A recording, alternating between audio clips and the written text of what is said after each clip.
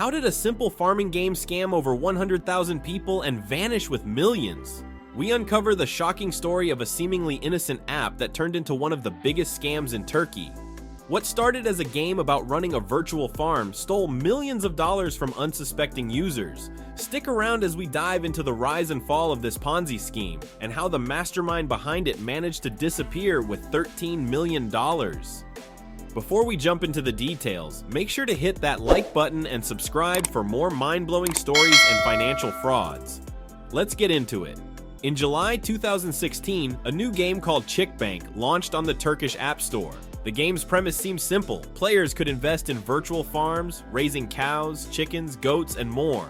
However, the twist was that the virtual investment was tied to real-world farming operations. By purchasing and managing virtual livestock, players were told they were contributing to actual farms, and the profits from these real farms would be shared with the players. It sounded like a brilliant way to combine gaming with real-world investments, helping players and Turkish farmers. Behind the seemingly innovative concept of ChicBank was a man named Mehmet Aydin. Born and raised in Bursa, a major city in northwestern Turkey, Aydin came from a humble background. His family struggled financially, leading him to drop out of school and take on jobs as a dishwasher and waiter. Despite his circumstances, Aydin dreamed of becoming a famous rapper, though he never quite made it in the music industry. Nevertheless, his love for gaming, particularly Farmville on Facebook, sparked an idea that would eventually lead to one of the largest scams in Turkish history. In 2016, Aydin and a friend from the Turkish rap scene teamed up to create ChicBank, a game modeled after Farmville but with a unique twist. Players could make real money from their virtual farms. Within 8 months, the game had attracted over 50,000 active players. The game's mechanics were simple. Users would buy virtual gold to purchase animals like chickens, goats, and bees, then sell the products these animals produced: milk, eggs, honey, for more virtual currency. Players could also invest real money to grow their virtual farms, with the promise that successful farms would generate real profits, not just in-game currency. What set ChicBank apart from other games was its claim that players' investments would be used to fund actual livestock operations in Turkey. In return, the profits from these real farms would be shared with players. This unique blend of gaming and real-world investment quickly gained popularity, especially in a country where agriculture was struggling. Turkish farmers faced challenges due to a variety of factors, leading to a dependence on imported products. ChicBank seemed to offer a solution by allowing people to support local agriculture while profiting themselves. By early 2017, Aydin had launched 2 real-life farms near his hometown, complete with grand opening ceremonies attended by local politicians. He quickly became a public figure, appearing at events with bodyguards, celebrated as a young entrepreneur who was revitalizing the Turkish farming sector. The game expanded rapidly, and soon over 100 ChicBank shops were opened across the country, selling products like cheese, honey, and sausages with the game's logo. At its peak, ChicBank attracted over 500,000 active players, with more than 130,000 people investing real money into the game. Some players were so convinced by the game's promises that they even took out loans to maximize their investments. The game allowed players to earn vouchers, which could be used to purchase real-life products like cheese, honey, and sausages, supposedly from the game's farms. This unique blend of gaming and investment gave players the illusion of supporting local agriculture while profiting from it, making ChicBank seem like a win-win opportunity, until the scam was exposed. However, the entire operation was a carefully constructed Ponzi scheme. Although ChicBank appeared to be a legitimate business, most of the farms it claimed to operate were inactive. In reality, the profits players received were not coming from livestock sales, but from the money new players invested in the game. Like any Ponzi scheme, ChicBank could only function as long as new money was coming in to pay the existing players. Aydin used aggressive marketing tactics and even offered commissions to players who referred others to the game. But as the player base grew, so did suspicion. In late 2017, complaints from players began to surface on social media, claiming that ChicBank was failing to deliver on its promises. Turkish financial regulators took notice, and when they discovered that the company's bank accounts were held by a shell company in northern Cyprus, alarms were raised. Further investigation by the Turkish Ministry of Customs and Trade uncovered irregularities in the company's finances, leading to a full-blown investigation. Sensing that his scheme was unraveling, Aydin sold his shares in the company in December of 2017.